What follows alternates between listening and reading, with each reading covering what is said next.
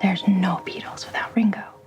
And there's no Selena without Suzanne. I so badly wanted to do a good job and pay respect to her and her fan base and her family and everybody. You know, as a Selena fan, you want to be like, don't f this up.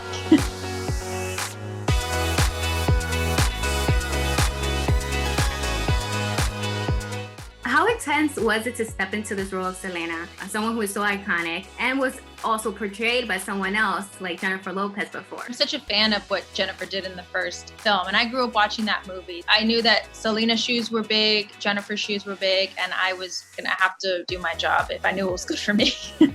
Playing Selena was kind of a landmark moment in my career, and I was so excited when I saw the trailer, and I can't wait to see it. Did you end up speaking to her? Did you get any advice from her? Hopefully soon I get to do that, you know, because I'm such a fan of hers in general. How was the process, like, to the casting? Did you study her? Did you study how she was walking and talking and like her videos? Did you speak to the family? Everything that I could get my hands on, I did. I used YouTube a lot. There's so many incredible pieces of footage of her out there. I just studied everything I could in English and in Spanish. The audition process was really long, but I was grateful that it was because it gave me an opportunity to prep. For a while, I didn't know if I was even going to be able to be considered. It was a very quick turnaround and I had no time. So if I wanted this to be right, I had to start prepping on my own very early. I just pretended like I had the role because it was the only thing that I could do. And funny enough, I think that really worked out well because we were starting as Selena from a child and working our way up to the legend. And I was learning more about the legend and learning more about myself.